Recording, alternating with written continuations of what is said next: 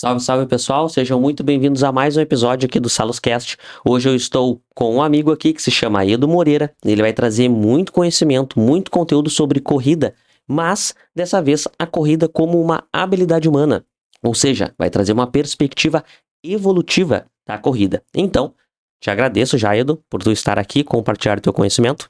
E eu já vou começar, né, a nossa conversa com uma pergunta, né? O que te motivou a estudar essa questão evolutiva, a corrida como habilidade, antes de ver ela como um esporte? Começar agradecendo, Henrique, o convite e essa possibilidade de estar falando sobre um tema que eu acho muito interessante, que pode agregar aos praticantes de corrida e aos profissionais da área da saúde.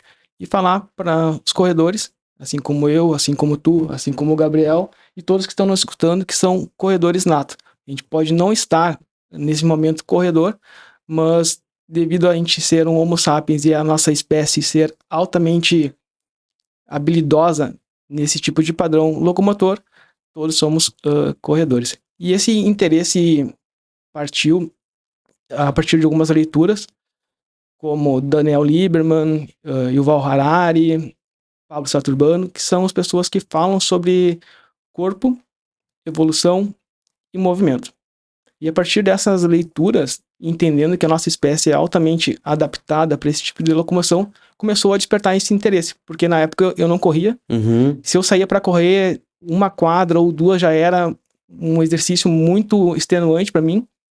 E eu lendo, a partir desse conhecimento que eu fui adquirindo, cara, não é possível que a gente é capaz de correr, porque eu não conseguia desenvolver isso. E através dessa leitura foi despertando esse interesse de desenvolver a corrida como uma habilidade humana. E aí, como é que tu foi aliando esse conhecimento, né, das referências que tu teve e levando isso pra prática, né? Como é que tu foi transferindo isso pra prática? Porque, como tu disse, tu estudou, percebeu que, pô, é uma habilidade, mas por que eu não tô conseguindo? E aí, tu foi pra prática. Como que tu foi fazendo essa transição aí? Eu acho que também dentro dessa perspectiva de entender a corrida como uma habilidade humana antes de ser um esporte, vai dessas referências de entender a evolução, porque antes de a gente tornar a corrida como um esporte que é uma construção cultural, né, ela se desenvolveu como uma habilidade humana que favoreceu os nossos ancestrais à sobrevivência, né, a conseguir alimento, conseguir fugir de um predador, conseguir recursos.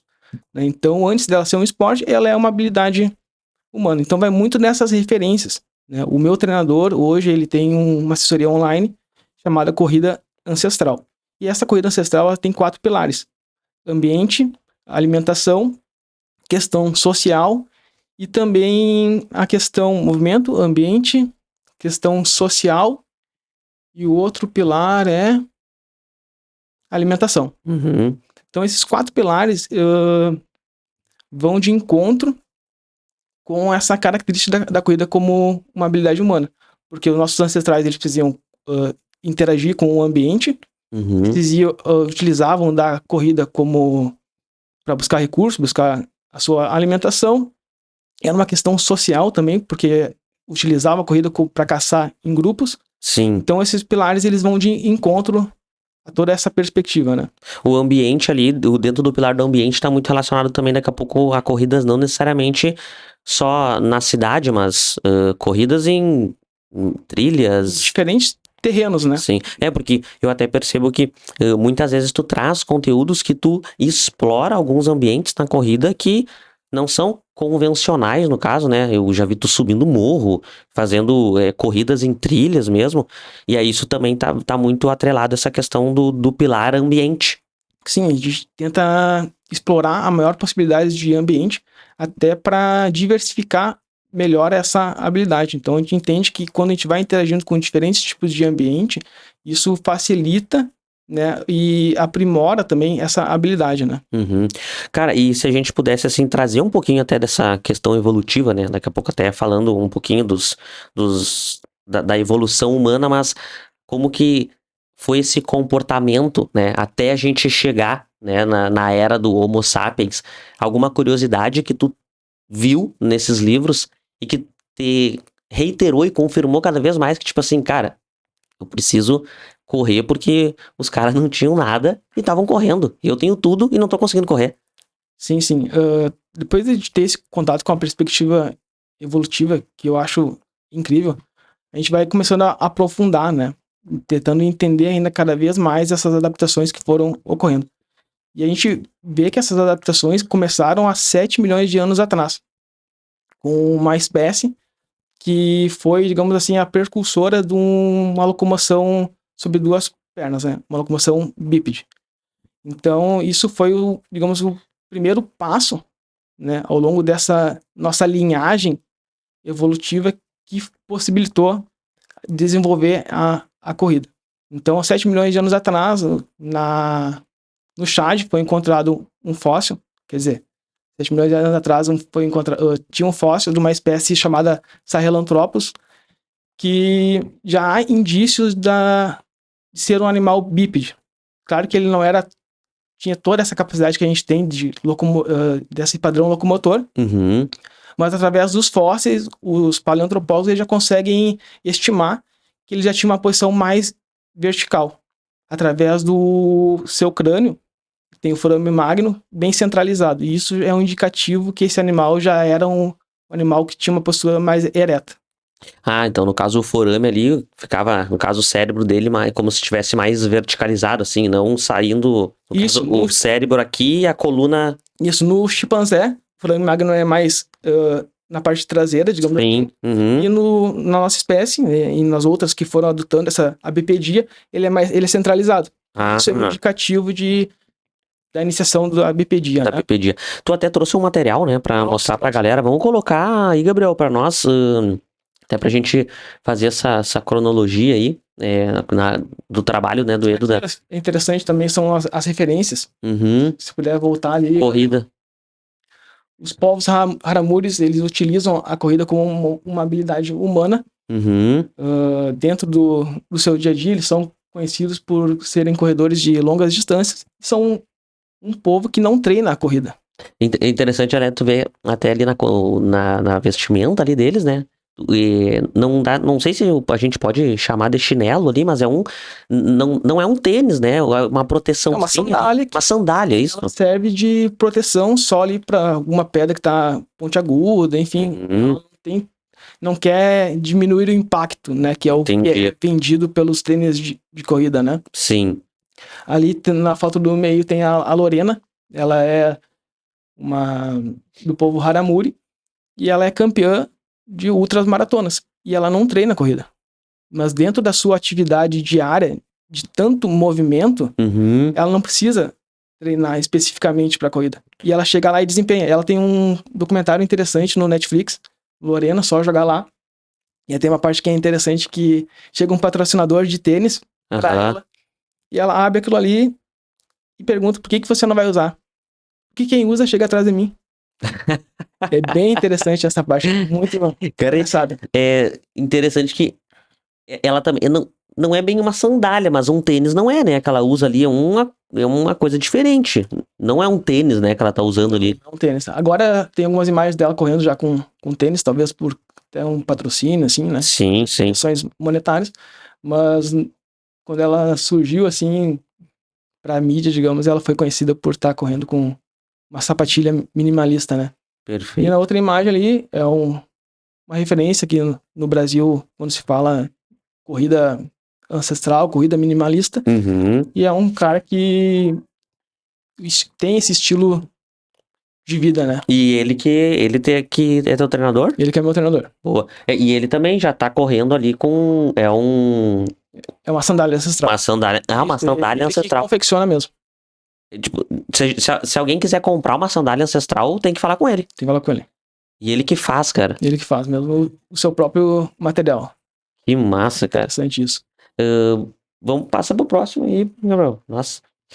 Aqui umas imagens que eu trouxe e dentro dessa perspectiva evolutiva de corrida minimalista, sabendo da importância do pé, que a gente vai falar um pouquinho mais à frente também, eu já iniciei nessa corrida utilizando um calçado minimalista, né?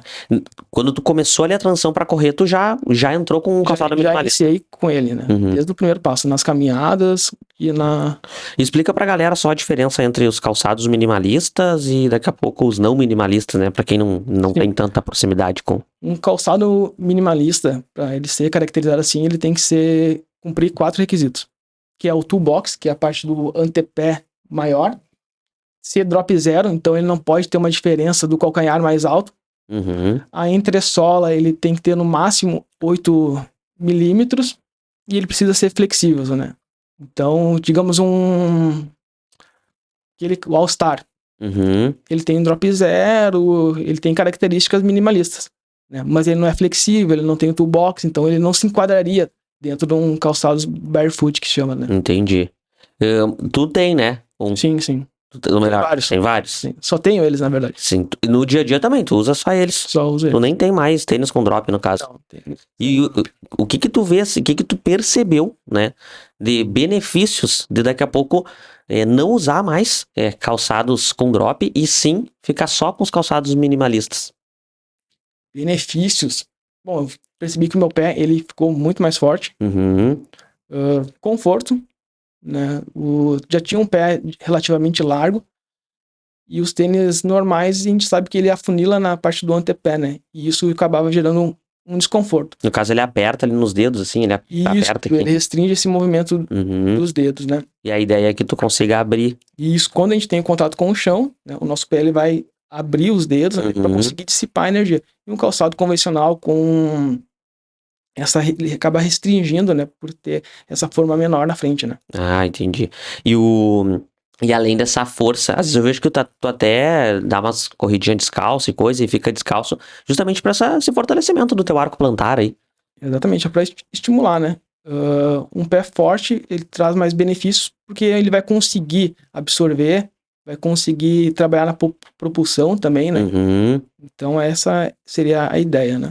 E ali, assim, a corrida como uma habilidade humana, em alguns momentos eu também já vi ali na tua produção de conteúdo, que às vezes tu explora alguns ambientes, por exemplo, tu tá correndo, daí daqui a pouco tu corre em cima de uma mureta, e aí tu salta, e aí tu dá mais um sprintzinho e vai por cima de uma mureta, e vai explorando o ambiente, também com essa ideia de explorar, né, essa tua habilidade de movimentação, e tu consegue, assim, dar continuidade, por exemplo, fiz 10 quilômetros só, tipo assim, flutuando pelas praças, entende? Porque, cara, uma vez eu vi um vídeo teu que tu ia, voltava e fazia um percurso, assim, ficava andando em cima do como é que é? O meio-fio, isso. Sim, sim. Meio-fio, aí passava por baixo de uma coisa de concreto, assim, que era tipo Uma galeriazinha. uma galeriazinha, isso, aí subia o morrinho, aí fazia a volta lá.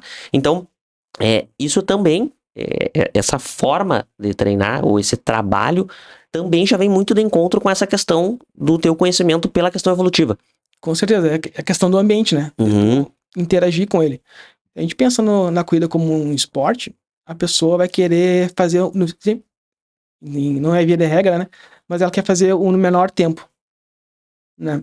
Então ela vai se preocupar em correr num terreno mais linear possível, digamos assim, porque a preocupação dela é o tempo, fazer aquela distância, aquele percurso no menor tempo possível, né? E a corrida com mobilidade humana, a gente quer interagir, quer passar por um obstáculo, como tu diz ali, pular um banco, pisar numa raiz. Isso vai deixando a corrida mais rica e até um pouco mais divertida, né? Porque eu não tenho aquela preocupação do tempo, eu posso explorar melhor o ambiente, e isso vai deixando o meu corpo, através dessas informações que o meu corpo vai recebendo, mais, digamos que inteligente, né? Sim, entendi. Ele tá apto a maiores variedade de demandas, né? Uhum. Tô expondo o meu pé numa hora pronado, uma outra hora supinado.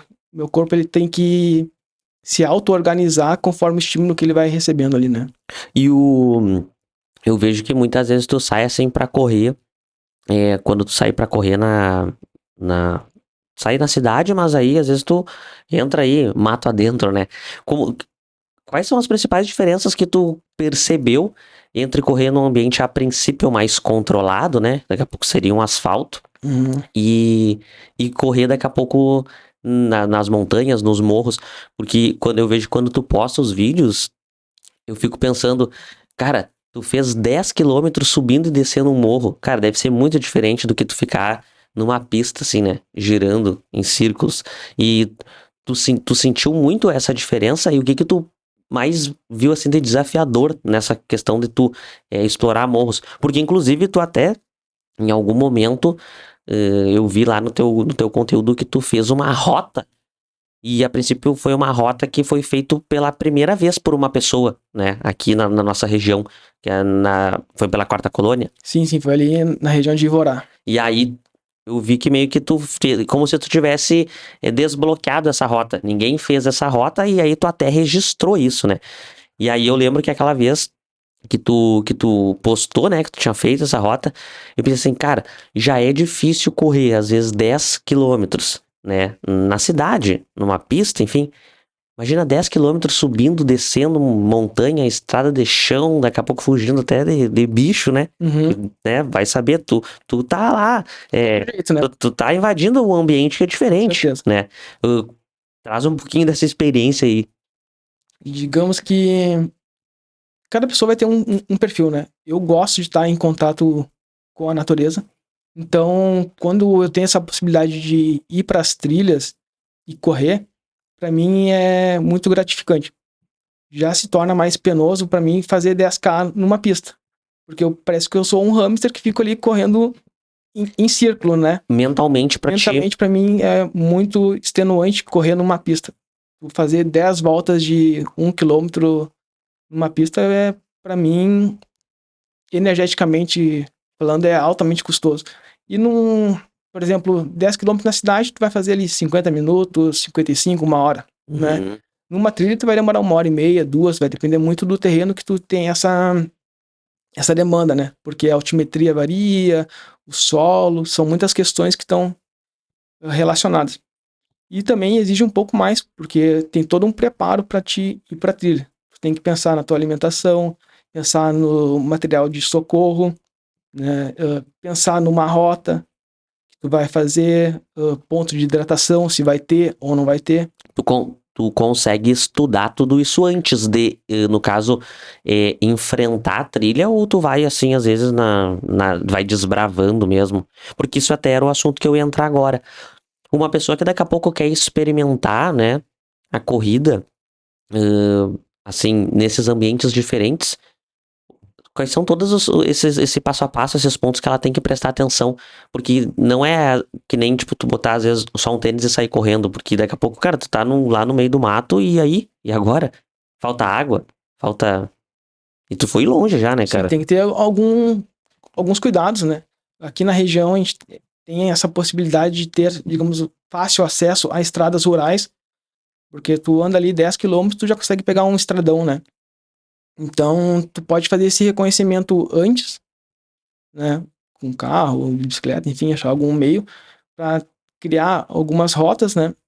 E ter os cuidados, quais seriam os cuidados? Avisar alguém, se tu for correr sozinho, Uhum. né? Vou para aquela região tal, para a pessoa ficar com o GPS ligado, ter algumas informações, caso tu não retorne, né?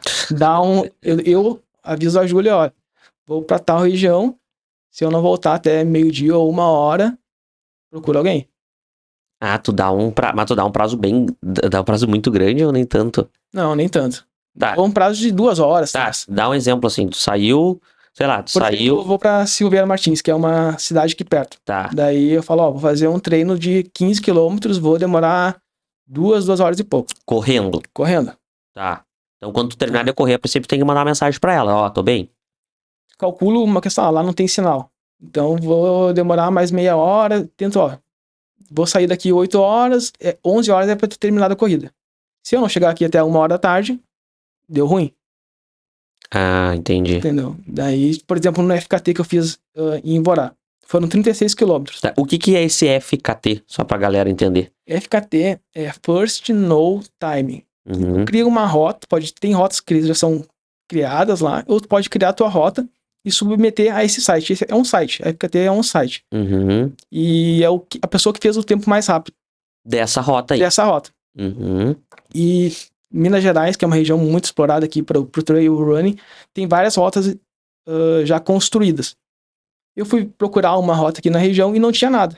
Foi aí que surgiu esse interesse de estar construindo uma rota. Então eu estudei ali a região da Quarta Colônia, sabia ali que eu teria que sair de um trajeto e rodar pelo interior e voltar para o mesmo ponto de saída. Então, Entendi. um dos pré-requisitos para eu montar essa rota. E aí eu fui traçando no Google Maps e estipulei ali que daria para fazer, sair de Ivorá, fui para Faxinal, passei por Nova Palma e voltei para Ivorá. Mas isso tipo, tu conseguiu usar celular como bússola, alguma coisa? Teve que levar mapa? Tu deixou tudo na cabeça, assim? Porque é cheio de bifurcação, né? Eu estudei o mapa antes, levei no celular como segurança e no relógio. Então eu tinha tá. essas referências, né? Mas eu sabia que alguns pontos ali, passei por um rio, né? Depois do rio eu vou ter que dobrar à esquerda. Daí eu sabia que eu teria uma altimetria tanto para cumprir e depois teria que pegar a direita. Então eu fui estudando o mapa antes, né, para ter um pouquinho mais de segurança, porque era um lugar que eu não conhecia. Então eu fui explorar o lugar durante a corrida, né? Caraca. Então tem várias coisas que tu tem que levar em consideração. Nessa época eu falei, ó, esse é um desafio longo, entre 1 e 2 horas da tarde, se eu não estiver aqui, tenta buscar aí algum Sim, daí socorro. Pois é, daí tenta buscar o socorro, mas, tipo, tem um sinal, alguma coisa. Bom, a gente falando assim parece que é uma coisa muito perigosa, mas a gente já está falando dessa forma porque realmente não é uma coisa, não é uma brincadeira, né? De tu sair assim, né? De qualquer forma. É diferente de tu fazer na cidade 5 ou 10 quilômetros, tu quebrar, tu vai ali, volta caminhando para casa ou pede um aplicativo, né? Sim, lá. Lá não tem isso, né? Então tu tem que tomar algumas medidas de segurança, né?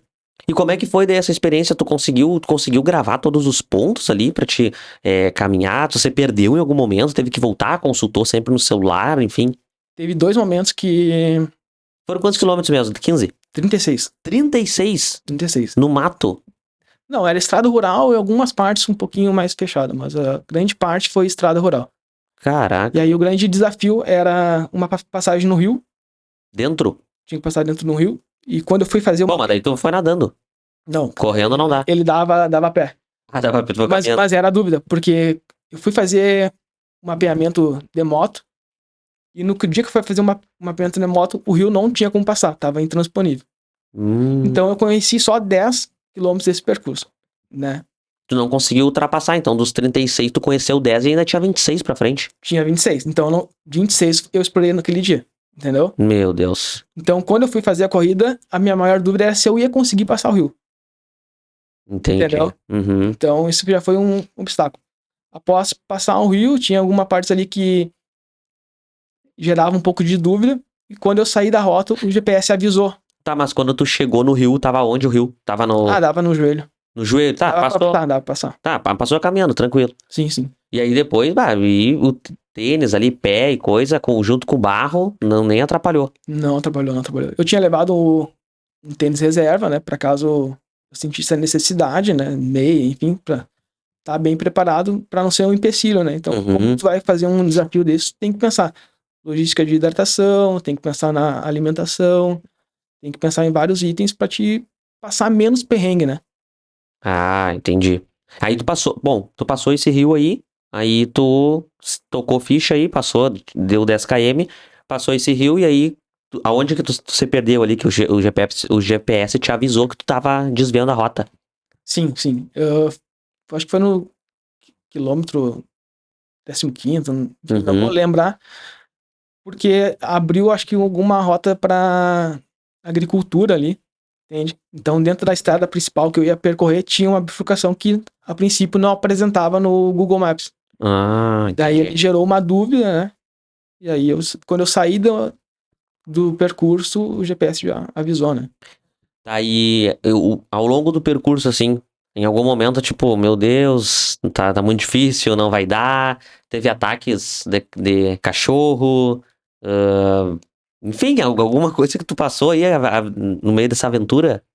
A maior preocupação era o rio. Depois que eu passei o rio, foi um alívio, né? Porque eu estava programado e estava treinado para fazer aquela distância, né? Uhum. Então, quando passou o rio, foi só alegria. Cachorro sempre tem, né? Eu corro com um bastão de trilha nas trilhas, não para me auxiliar, mas para me proteger Do desse cachorro. porque sempre tem estrada rural, sempre vai ter um cachorro atrás de ti.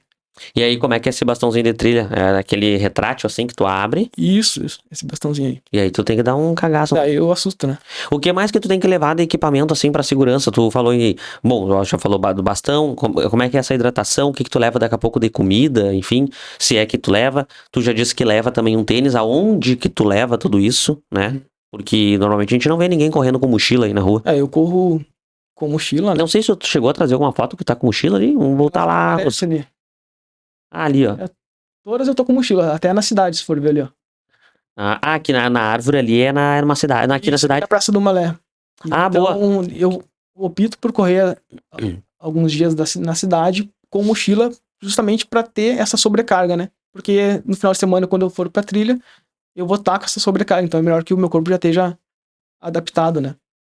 Daí o que eu carrego ali? Um kit de primeiros socorros, apito, Apito? sim. Por que tu precisa do apito? Caso eu me machuque, precise sinalizar, né? De socorro, acho que o apito ele tem uma boa propagação sonora. Mas isso tu. Água. Isso tu. Foi um insight teu ou tu leu em algum lugar? Porque eu fico pensando agora que tu falou do apito, cara, se alguém apitasse, eu não sei se eu associaria isso com socorro, tu entendeu? Sim.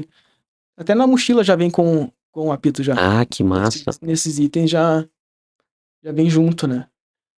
Água, eu sempre levo uns 2,5 litros de água. Agora eu tô levando o clorim também, que é uma cápsula que tu purifica a água. Clorim. Clorim. Hum, Então, caso eu ache algum rio, né? Posso pegar a água ali do rio, coloco aquilo ali pra ele. sério, cara? Tipo, se tu pega É uma pastilhazinha, né? Sim, se tu pega uma água corrente assim, tu enche a tua água ali e bota Essa o. pastilha pra matar algumas bactérias e Que ela massa. fica potável, né? Uhum. Então são esses itens que, digamos que são obrigatórios, né? Obrigatório. É, obrigatório o apito, então o clorim. Kit de primeiros socorros, O kit primeiro socorro, tu leva o que ali? É band-aid? esparadrapo, band-aid, pinça. Pinça. Esse eu não levava, aprendi, pisei num espinho e aí por usar um calçado minimalista, ficou dentro do tênis, né? Sim. Mas não chegou a atingir meu pé, mas eu tinha que tirar ele do tênis pra não ir furando mais, né? Então isso... E tu não tinha outro tênis nesse dia? Não tinha, E aí tu também já aprendeu que tinha que levar outro tênis. exato. O que deve pesar essa tua mochilinha aí pra correr? Uns Uns 3 quilos. 3 quilos. Meio. E de hidratação, por exemplo, tem aqueles sachêzinhos, os carbogel, carboidrato, coisa, tu não leva isso? Ou leva outra coisa? Não levo carbogel, eu utilizo alimentação esporadicamente. Quando eu sinto necessidade. Normalmente eu corro em jejum. Uhum. Os 35K ali, eu comi acho que 2 mariolinhas. Que tu levou daí? Isso que eu levei. E agora no inverno a gente é rico aqui na região por bergamotas na estrada, né? Então isso eu gosto de tá. Então E aí entra na questão da alimentação, né? Dos pilares que tu falou lá no início. Sim. Entende? Tu pensar nisso também, né? E como a gente quer fazer uma corrida mais minimalista, ficar usando carbogel que é cheio de ingredientes que a gente nem sabe que tem ali. Entendi. Entende? Então tentar deixar um pouco mais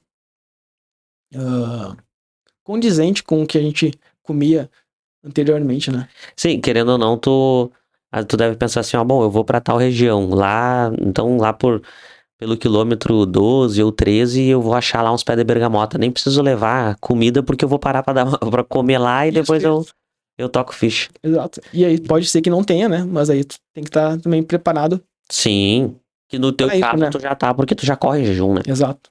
E, cara, além da corrida aí, tem provas e coisas, assim, porque, por exemplo, a galera que corre na rua, tem maratonas, né, tem as meias maratonas, tem as corridas de distância mais curta, tem prova nesse formato, sim? Prova de trail, tu diz? Isso, trail. Sim, tem provas de trail running. Tem algumas aqui no Rio Grande do Sul. Em Minas Gerais é um ponto forte do Brasil por causa Tem. das serras que tem lá, né? Então tem prova sim. Essa corrida que tu faz se chama trail running. Ou não? Ou esse trail running também já foi uma coisa... É esporte, né? Ah, tá, já É foi... esporte. Daí já entrou pra questão comercial, Isso, envelopou exato, ali pra... Ah, entendi. O FKT não é uma prova. É um desafio pessoal. E não precisa ser FKT. Não precisa homologar isso, né? Sim. Tu pode ir correr e aí sem nada de, digamos, competitivo, né? Até uma coisa que a gente estava conversando em outros momentos sobre a democratização da corrida, né? E como daqui a pouco as pessoas entenderem que elas podem, daqui a pouco elas não precisam ter os melhores equipamentos para correr, como isso se torna democrático para todo mundo, daqui a pouco colocar o seu tênis minimalista e sair para correr. Ah, mas eu não tô na cidade, eu não tenho pista, cara. Corre na estradinha de chão, né? Corre na grama, enfim. Além do conhecimento sobre biologia evolutiva, uma das coisas que fez eu pensar nessa questão sobre acessibilidade ou sobre a democratização da corrida foi um amigo meu que corria. Ele já tinha feito até maratona e ele acabou se desmotivando da corrida porque ele não conseguia se manter dentro das provas. Porque financeiramente para ele era inviável. Entendi. Então isso acabou desmotivando porque ele via o seu grupo de amigos sempre em provas, Buenos Aires, Montevidéu, Florianópolis, Rio de Janeiro, e ele não conseguia acompanhar. E aí isso foi uma desmotivação para ele. Entende? Então, mudar essa perspectiva de como tu enxerga a corrida pode democratizar. Porque se a gente pensa que a corrida é só um esporte, o esporte está atrelado a várias métricas, a várias questões. A pessoa acha que vai precisar de uma viseira, vai precisar de um manguito, vai precisar do melhor tênis, porque está muito engessado nesse grupo social. Sim. E a gente sabe que a gente gosta de pertencer a algum grupo. A gente é um animal social. E de querer desvincular isso seria, digamos, utópico, né? Então, trazer essa perspectiva da corrida como uma habilidade humana tem essa ideia de democratizar ela, que a pessoa ela pode simplesmente correr, tá de calça jeans, tá? Não precisa nem de tênis se quiser, não quiser. Claro que o corpo dela tem que estar adaptado a isso. E também não precisa correr o percurso inteiro, entende? Pode correr, pode caminhar, pode fazer percursos diferentes, né? Sem estar sempre preocupado com performance ou com o tempo. Sim, é que hoje a gente, talvez até pela a questão cultural, social e até de rede social, a gente tá muito atrelado às métricas, né, cara? Sim, tudo é métrica, né? Tudo é sociedade do desempenho. Sociedade do desempenho, que de certa forma tem gente que não quer esse desempenho, mas não pode se afastar do exercício ou da atividade física por uma questão de saúde, né? Não, deixa de colher os benefícios da corrida, que vão ser tanto se tu enxergar a corrida como um esporte, ou como se enxergar ela como uma habilidade. Os benefícios vão estar ali. Sim. Né? Se ela tiver com o melhor tênis ou não. Os benefícios ela vai colher de qualquer forma, né? Verdade. Vamos passar ali, Gabriel, pro terceiro, acho que nosso terceiro slide. Aqui. Isso aí que tu tinha feito. Né? Vamos voltar, que eu acho essa parte muito massa, cara, histórica. Acho que a galera também, que não, daqui a pouco não teve contato com essa parte histórica, vai gostar bastante dessa parte aí. Então, como eu tinha mencionado lá no início, o bipedalismo ele vai ter os primeiros achados fósseis por volta de 7 milhões de anos atrás. E ali são 3 gêneros que foram encontrados. Foram encontrados poucos fósseis, né? O Sahelanthropus foi o crânio, como eu tinha comentado. O Oronin, se eu não me engano, foi o osso do fêmur. Que massa. Que já apresentava ser voltado internamente, que é um indicativo de bipedalismo. E o Ardipithecus, se eu não me engano, é a coluna lombar também. Não me lembro quais fósseis foram encontrados, mas já apresentavam indícios de uma postura bípede. Eles também tinham essa habilidade arborícola. O que é essa? Os chimpanzés, os gorilas, eles têm essa capacidade de locomoção em árvores, né? Então, a capacidade arborícola. Então, isso é percebido através dos braços longos, das mãos, dos dedos. Por exemplo, a gente tem o polegar opositor. Os nossos antepassados, eles também tinham o pé assim, para facilitar essa subida em árvores, né? Entendi. E depois, com o passar do tempo, o bipedalismo foi se aperfeiçoando cada vez mais. Por volta de 7 milhões de anos, foi encontrado os fósseis dos Australopithecus. E ali com várias espécies de Australopithecus. O afarense, os africanos. O afarense, ele tem o fóssil mais conhecido, que é a Lucy. A Lucy. Onde foi encontrado grande parte do seu esqueleto. E ali sim, com bastante características morfológicas que indicam que era um bípede bem capaz de fazer caminhadas de longas distâncias, né? Também tem as pegadas que foram encontradas na Tanzânia, que são indicativos de animal bípede. Por volta de 2 milhões de anos, a gente tem o primeiro Homo, que é do nosso gênero, o Homo habilis. Homo habilis. Isto também talvez seja um dos mais conhecidos junto com o Neandertal e o Homo erectus. E também é conhecido pela sua capacidade de fazer ferramentas. Né? Digamos que ter deixado as mãos livres facilitou com que surgissem as primeiras ferramentas. Não são os Homo habilis que fazem as primeiras ferramentas, porque elas são datadas de 2,6 milhões de anos atrás. Então foram os australopithecus que construíram as primeiras ferramentas. Mas tu vê um aperfeiçoamento da complexidade dessas ferramentas que são produzidas pelo Homo habilis. Tu já vê também um aumento da expansão do cérebro, né? E por volta de 1,9 milhões de anos atrás, surge o Homo erectus. Aí sim, com uma morfologia pós-craniana, que seria do crânio para baixo, altamente adaptada para caminhada e corridas de longa distância. E a gente tem a visão de que a evolução é linear, né? Exato. Mas em vários momentos da evolução, essas espécies eram concomitantes. Então, ali, Neandertal, Erectus, Florense, eles estavam vivendo concomitantes, né? Em algum período de tempo. Essa imagem, essas três espécies, o Homo Neandertal, o Erectus, Florensis, Endelbergensis e o Sapiens, 30 milhões de anos atrás, 30 mil anos atrás, na verdade, eles viviam todos aqui na Terra, né? Que massa. Só agora que tem... nós fomos os últimos que estamos aqui, né?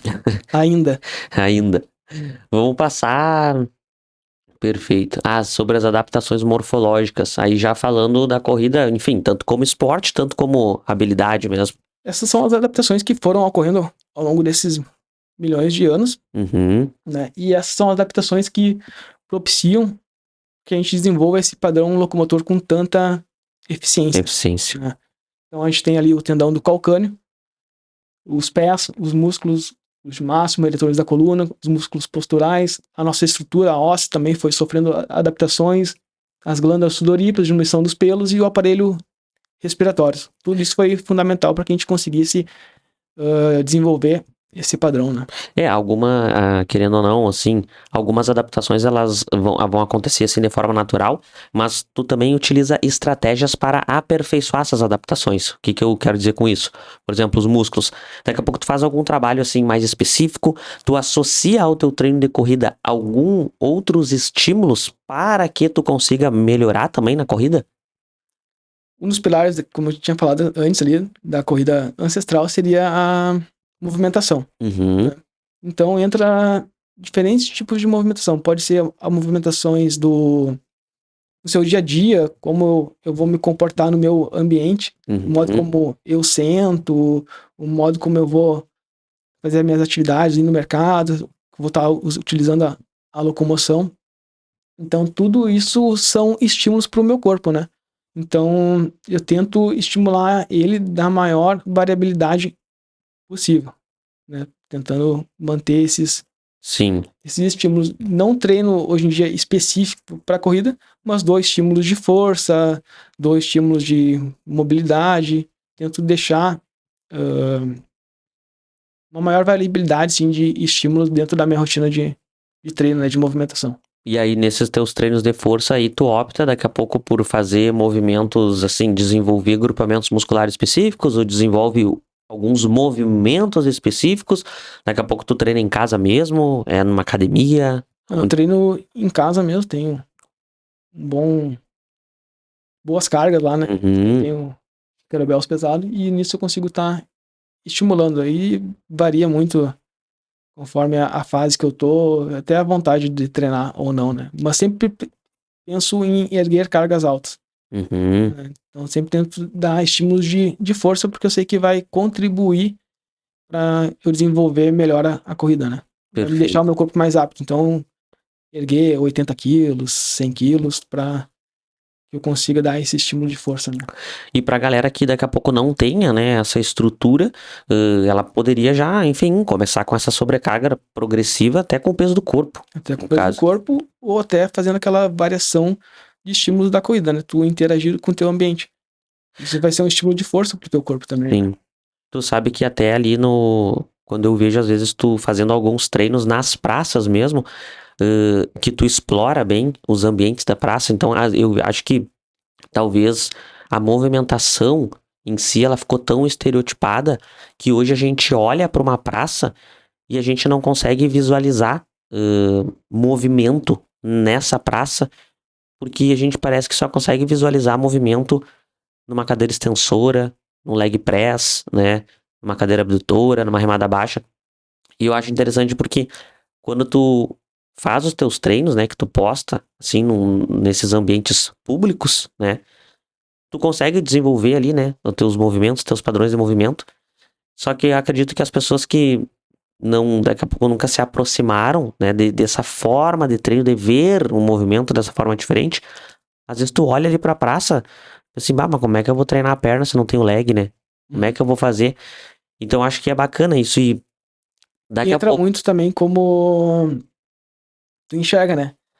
Porque o exercício está muito atrelado a essa percepção, como tu falou, de ser realizado apenas em academia. Então Uhum, as pessoas acham que para elas treinarem, elas têm que estar num ambiente de academia, né? sim, Então elas não conseguem enxergar essa possibilidade. Por exemplo, um banco, eu posso fazer um salto, posso fazer um agachamento, posso fazer uma transposição dele e vou estar dando estímulos de força que vão ser mais condizentes com essa perspectiva evolutiva. Vai ser uma maneira de movimentar mais generalista, né?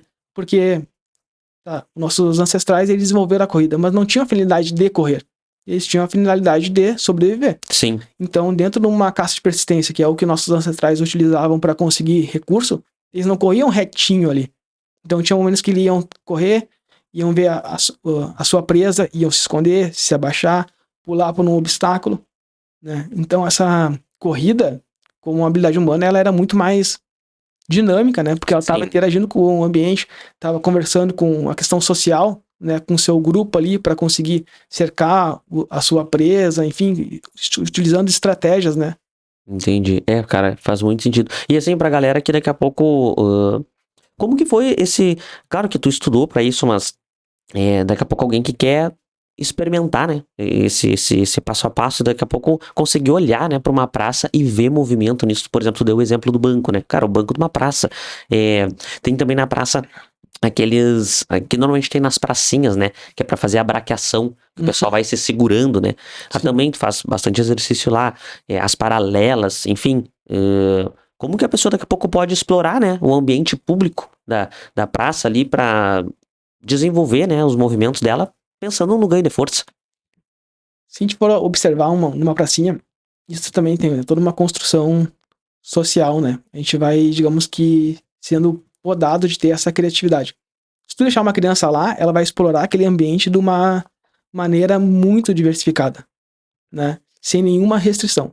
A gente tem uma restrição social, que a gente vai chegar lá numa praça, e se eu começar a braquear, pular pneu como eu faço, eu posso ser taxado de louco, digamos assim, né? Sim. Então isso também tem essa coesão social, talvez, não sei como é que Uhum. fugiu a palavra agora.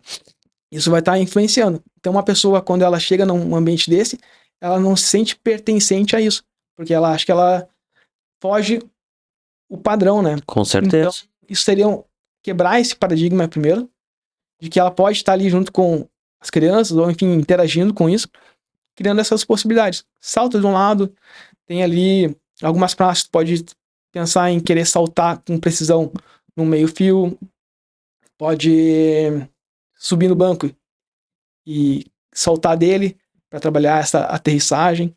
Então são alguns estímulos que tu pode estar explorando ali, né?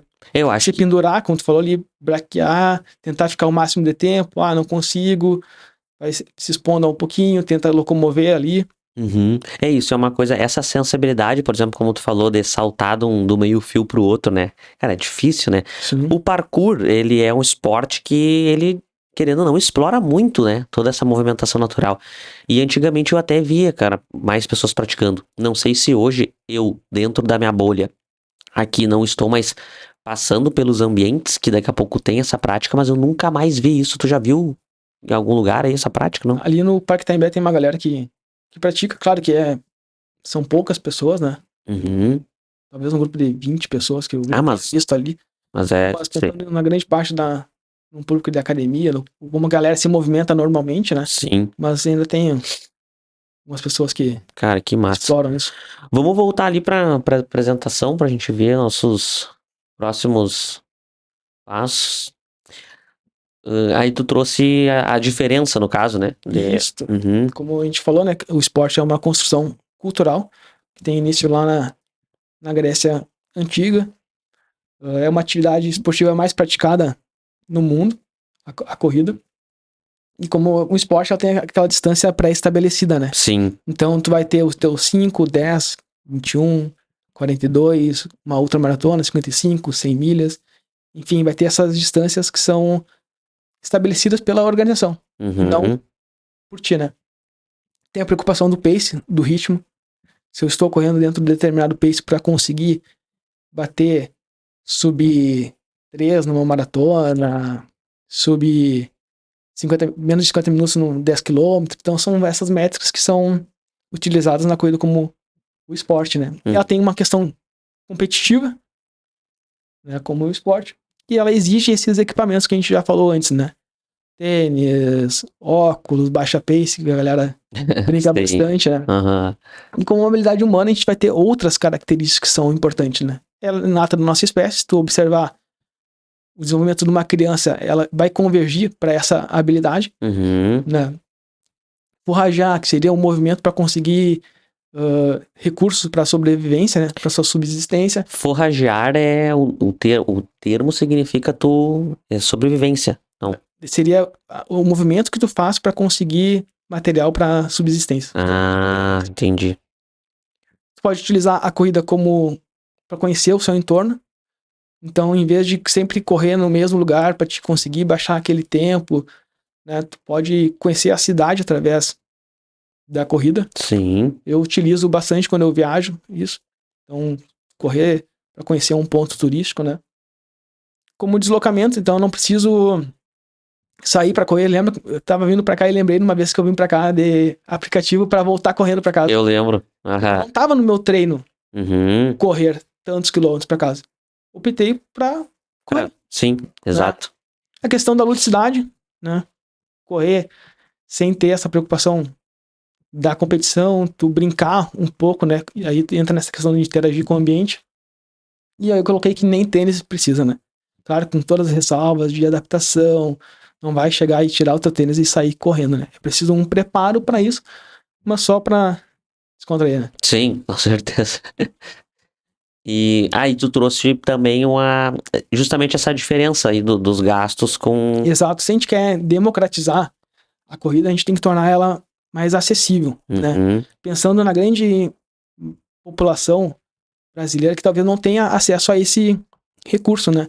E pensando em saúde pública e nos números que a gente tem, a inatividade aumentando, sobrepeso aumentando, a gente tem que, como profissional de saúde, estimular e facilitar a adesão das pessoas ao movimento, né? Perfeito. E bom, querendo ou não, isso vai muito de encontro com o que já aconteceu com o teu amigo, né? Sim. Que ele se desmotivou justamente por essas questões que, enfim, né, faz parte, mas daqui a pouco ter a sensibilidade de alguém trazer informação pra ele que, cara, tá tudo certo, a gente pode seguir, né, essa prática com outro intuito. Com outra perspectiva, né?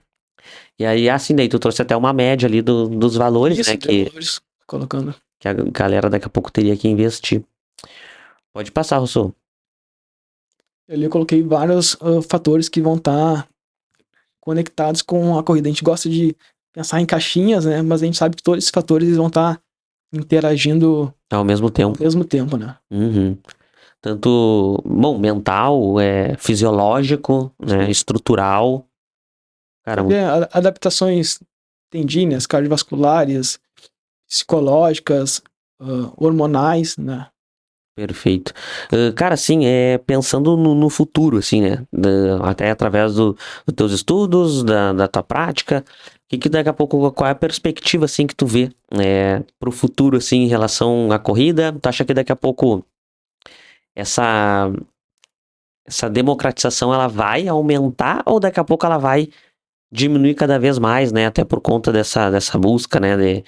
De ter performance e tudo mais. Tu acha que daqui a pouco pode acontecer mais episódios que nem aconteceu com o teu amigo ali? E eu acho que é bacana tu trazer, né, toda essa forma que tu acabou lidando, né, com o esporte, com a corrida, porque algumas pessoas podem ter passado pela mesma situação do teu amigo, ou até pela mesma situação que tu passou, e pensar assim, não, tá tudo bem, né? Sim. Tá tudo certo. Como que tu vê daqui a pouco essa perspectiva de futuro aí pra corrida? Se a gente for olhar os números em termos de esporte, ela vem aumentando no mundo. Verdade? Então, seria uma questão de uma perspectiva mais positiva, tu enxergar que há, digamos assim, uma esperança de tu aumentar o estímulo das pessoas ao movimento. Uhum. Mas também outros números que a gente vê aumentando é que a inatividade física vem aumentando, o sobrepeso ele também vem aumentando ano a ano, e a tendência, eu acho que a gente vá pro lado do sedentarismo. Por mais que a corrida ela tenha aumentado o seu número de participantes, mas pode ser pela galera que já é ativa. Ah, entendi. Só Então, migrou de um esporte pro a outro. galera que já tá em movimento, por estar, digamos que, na moda a corrida hoje em dia, ela acaba entrando nesse nicho, né? Mas a gente não tá, acho, né, que a gente não tá tirando a galera do sedentarismo. Só tá trocando, não digo trocando esporte, mas colocando mais praticantes de outras modalidades na outra A modalidade. gente alcança muitas pessoas, a gente prega pra convertido, né? Ah, entendi. Porque a gente motiva as pessoas que já estão na academia. A gente tá falando pra esse público. Acho que a gente, quando eu falo isso, falo profissional da saúde, né? Sim, Tanto eu, profissionais da educação física, fisioterapia, médicos, que acho que a gente não tá atingindo o grande público. Pensando nas questões dos números que a gente observa, como sedentarismo e sim. obesidade aumentados, né? Então eu tenho uma visão um pouco pessimista quanto ao movimento, né? Eu acho que a gente vai ficar cada vez mais sedentário. Até por tecnologias, né? Hoje estão muito fáceis. Eu não preciso... Faço tudo por comando de voz, né? Sim. Então, antes ali eu precisava me locomover para ir no mercado, que seja. Hoje eu posso pedir com a facilidade dos aplicativos de comida, né? Sim, então assim, a perspectiva pro futuro ela não é muito positiva, né? A minha... E a ideia, querendo ou não, os profissionais da saúde, daqui a pouco, que tem, né, essa consciência, ter essa missão, né? De propagar, né? De propagar, O movimento. propagar. E facilitar, né? Cara, acho que isso é o mais bacana, assim, é sempre pensar em meios de facilitar. Porque barreiras e fricções todas as pessoas têm, né, na sua vida. E aí, se a gente, como profissional de saúde, do exercício, a gente continuar colocando na cabeça das pessoas que para ela iniciar, para ela fazer, sempre vai ter barreiras e mais fricções, às vezes imposta por nós profissionais, que é sem necessidade, acho que isso aumenta muito, né, o nível do sedentarismo. Dificultando o acesso, né? A pessoa já tem a dificuldade de organizar o seu tempo, né, dentro de uma rotina, às vezes, muito corrida. Tem a questão também dos hábitos culturais, né? Hoje em dia é muito fácil, assim, digamos assim, o nosso acesso às coisas, né? Então isso pode ser que seja mais um empecilho, né? Perfeito. Cara, aonde que... Fala pra galera aonde que a galera pode te encontrar, né? Tuas redes sociais. Se a galera quiser treinar contigo, se é só presencial, consultoria online, se tu tem outro serviço, pra daqui a pouco a galera que até quiser experimentar, né? Esse trabalho, né? Contigo, sobre corrida, sobre treinamento, onde que elas podem entrar em contato contigo. Pode entrar pelo Instagram. No fim, eu não sei se fechou ali, não sei se tem mais. Acho que sim. Vamos ver se tem mais alguma. Se eu não me engano, era isso. Fechou? Ah, tá, beleza. Então fala pra galera aí onde que a galera pode te encontrar. Pelo Instagram, Edu Moreira. Lá Edu Moreira. Um linkzinho que já vai direcionar pelo WhatsApp. Lá dá pra acompanhar um pouco do trabalho e entender um pouco da perspectiva de como que eu enxergo o movimento e a prática de atividade física, né? Hoje tu atende consultoria online personal, só personal, ou é nas academias, em home office, em casa? Sim, a pandemia, né, abriu esse mercado, ou fortaleceu ele ainda mais o atendimento a domicílio, né? Uhum, Atualmente meu nicho de mercado é atendimento a domicílio e também tem a consultoria online. perfeito. E aí a galera entra em contato Entre em contato contigo ali lá. no Instagram. Fechou. Cara, antes de terminar, eu preciso te presentear. Produtos de qualidade. Até como uma forma de agradecimento, né, pelo o teu tempo, pelo teu conhecimento, pela coragem aí de se expor e poder conversar com a galera. Então, vou te entregar uma lembrancinha, tá, da nossa patrocinadora oficial, Batoca bom. Arte. Qualidade nesse produto. Eu vou pedir só que tu abra pra nós, pra gente ver o que ela te enviou aí. A gente já fazer essa descoberta ao vivo. E já lembrar, pessoal, que todo esse trabalho aí que a gente está fazendo, né, de forma gratuita, se vocês puderem nos ajudar se inscrevendo aqui no canal, porque isso facilita muito a nossa entrega, né, do conteúdo para mais pessoas. E isso nos ajuda, né, a conseguir crescer o canal. Então, todo esse trabalho que a gente está fazendo, se vocês puderem, né? Se vocês ficarem até aqui, né? 1 hora aí de conversa, ficar até o final. Se vocês puderem já se inscrever no canal ou deixar um likezinho aí pra nós, a gente já agradece, tá bem? Então, vamos ver aí o que a Apanhando. nossa... Não, eu vou pedir para ela facilitar um pouquinho a embalagem, porque a galera tá com dificuldade de abrir.